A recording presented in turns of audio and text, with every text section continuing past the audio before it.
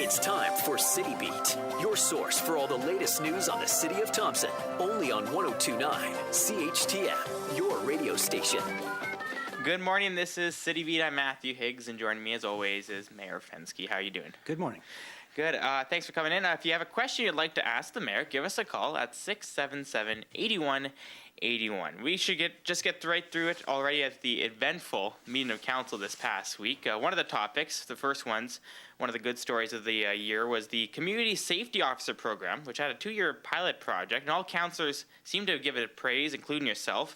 How has the CSO program helped the city since it's been introduced? Well, it's been a positive impact from the sense of starting to deal with the downtown social issue that we're all well aware of. It's a part of a multi-pronged approach to the social issue. We can't police ourselves out of this scenario, and so the CSOs have brought a personal contact enforcement process to the whole issue of downtown, and they've been able to establish relationships with those that are in need. They've also provided assistance and taken some of the workload off of the RCMP to allow the RCMP to deal with higher priority work, and so things like looking at IPDAs or sitting with mental health patients while they're seeing doctors in the hospital, or guarding a specific police scene, not a crime scene, but a fire or something like that. So they've certainly provided a presence on the street, and we've got a lot of support from the downtown businesses in changes of behavior and attitude. So we'll continue on, and as you said, this is a 2-year project. We're in the last year of it. It'll come up next spring, and in the meantime we'll negotiate with the province of Manitoba, as we are a pilot project for the province of Manitoba, to move the CSO program to other communities and continue on ours as well. Do you think it will continue after the second year? It will continue one way or the other, but we hopefully the province will continue 50% funding, but the CSO program is here to stay for sure. A few other issues discussed at the meeting. Your councillors, you guys were talking about the ad hoc meeting from last month for Valley, and you were representing, but some of the councillors didn't think you should have participated because of a possible conflict of interest. What are your thoughts on that? Well, I think there's certain councillors that have an opinion in regards to conflict of interest. The conflict of interest guidelines are quite clear. There's a Municipal Conflict of Interest Act that is followed, and again, people have their opinions. The person that is deemed to be in conflict has to call the conflict on themselves. I don't feel that I am. I'm representing the city of Thompson in the large issue of the reduction in workforce from Valley with the upcoming closure of the smelter and refinery, and so very similar to what's happening in Churchill with the closure of the port and the 2016 grain season. Mayor Mike Spence is the lead and the face for that issue in dealing with provincial and federal government representatives, and I was elected as the leader of the council and leader of this community, and so I will continue to put my best foot forward in regards to representing the city as we deal with this upcoming economic impact.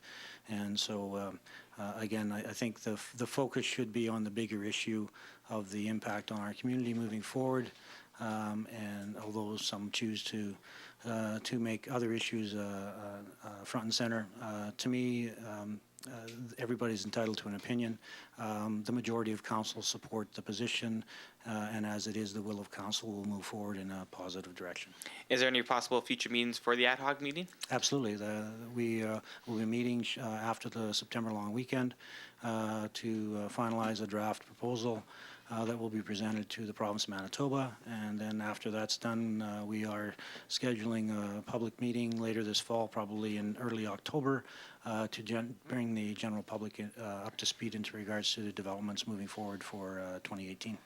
Other discussions were Port of Churchill. You brought that up a few more times. Any updates on that? Yeah, actually, I just left a conference call that's going on right now with Mayor Mike Spence and the representatives of the northern delegations and the federal government. So again, the priorities, there's two priorities for that group right now. One is to save the 2016 grain season, and the second is to nationalize the ownership and operation of the port in Churchill. So that's ongoing. The federal government is on board. They have representatives in Churchill today as we speak.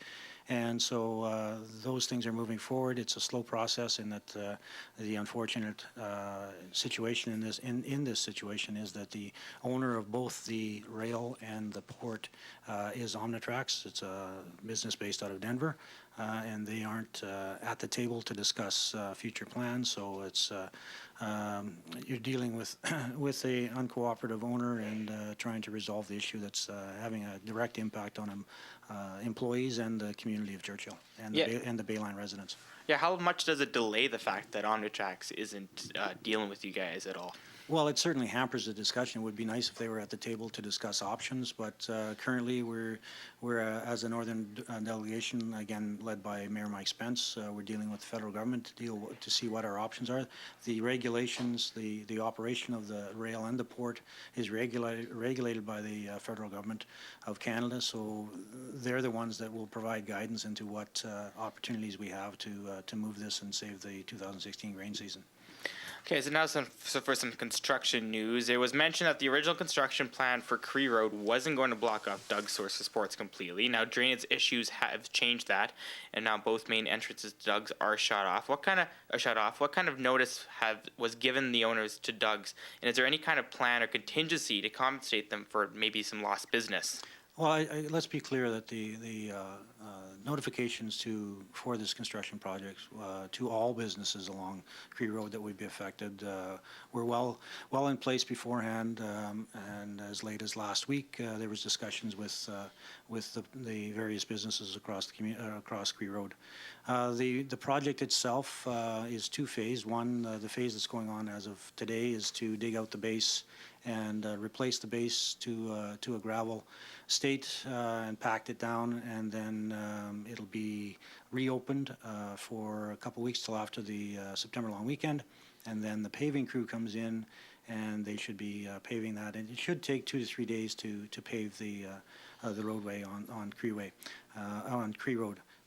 But there are located on Thompson.ca on the website, as well as in the newspaper, there are maps of the detours. So there is alternative access to all the businesses along the affected areas, either off of Hemlock Avenue or Cree Road, or the back lane off of Hemlock that I used to access the radio station this morning. So there's also access, so there is no impact on the direct business from that perspective, and we'll continue, hopefully if weather continues, that we can complete this in a timely manner. It's only scheduled to be about a week, right? The blockage of this portion of the construction should take 2 to 3 days, and then it'll reopen for probably a week to 10 days, and then the paving crew will be back for probably another 2 to 3 days. So in total, probably 6 to 7 days of closure. There was also another construction update. What's going on at the boulevard on the corner of Thompson Drive and Cree Road at the moment? That's basically just a curb repair.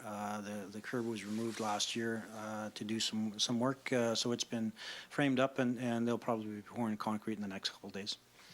A listener actually wanted to ask this question. She said, why is there no ashtrays around some of the poles in the city? Apparently in bigger cities there are some ashtrays scattered all around the city just so you can put your cigarettes or you use cigarettes wherever you need to be, so it's not on the ground. It's more of a suggestion than a question, but why would the city consider doing that? It's a good suggestion, and that the rules provincially are basically, I believe it's 20 to 25 feet from main entrances for public facilities, and there are normally receptacles placed at those individual spots. But for instance, along the multi-use path, that may be an opportunity to add receptacles in various spots that aren't in front of businesses or on a walkway. So it's certainly a good idea, and we can certainly look at the potential of adding additional receptacles to the community around the downtown area. There was another fire last weekend at the building which used to be home to the Element. I was wondering, who owns the building? Is there any plans that you've heard of either putting a new business there or tearing the building down? Because it's kind of been a safety risk. I've seen a fire there twice since I've been here, and I've only been here since the end of June. Yeah, so it's a concern for the city of Thompson. Our fire paramedics group have been in discussion with the owner. The owner does not reside in Thompson. So we've been in discussion with the owner in regards to making decisions. Again, it's a privately owned business, so the owner will have to make those decisions. From a safety perspective, we've advised of our concerns, and there are steps that we can take to ensure the safety of that building. But ultimately, it's up to the current owner to make a decision whether they're going to renovate or whether they're going to tear the building down. But we've certainly met with them, and from our perspective, from a fire and safety perspective, our concerns have been conveyed, and we're in discussion with the current owner at this time. I'm assuming one of the safety issues just don't go into the building, especially if it's boarded off like that. Absolutely. I mean, it's trespassing on private property, and it is boarded up. People have gained access in the past, but it is boarded up, and we have asked our CSOs to take some extra trips around, and the RCMP just to take some extra trips on their patrols just to keep an eye on it. But again, if people want access, they're going to get access.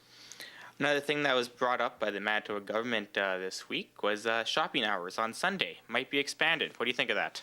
Well, we went through a few years back. We expanded our hours to match some of them in the province, because we used to open at noon till 5, and then because of our outlying areas, especially in the wintertime when there's night travel and it gets dark by 4 o'clock, we were hoping to get the hours opened up earlier, so we did that to 9 o'clock, and so it puts people back on the road to get back to their communities earlier. This provincial look at it again is to extend hours later in the evening. Certainly, it would be the business's choice to do that, but from my perspective as a community, we are a service center of the North, and I would support extended hours for sure. Final thing, tomorrow night is Party in the Park. Are you going to make your way down for the festivities? Actually, I'm going to be golfing at that time, but I'm sure it's the weather right now looks like it's going to be pretty good. Monolith is a great band, and there's a great location in McLean Park. So I would encourage everyone that's looking for something to do on a Friday night, all those Pokemon people out there, come down to City Hall like you normally do, but there'll be music this time. And anybody else, just to come down. It's like I say, it's a great facility, great band. It'll be a nice evening for entertainment. Where are you going golfing? Thompson Golf Club. What's your handicap? My golf. I'm assuming not very good then, eh? That's okay. I'm not that good either. That's it for this edition of City Beat. Make sure to join us every Thursday at 11:30 to find out what's happening around the city and City Hall. Thanks for coming in, Mayor. Thank you.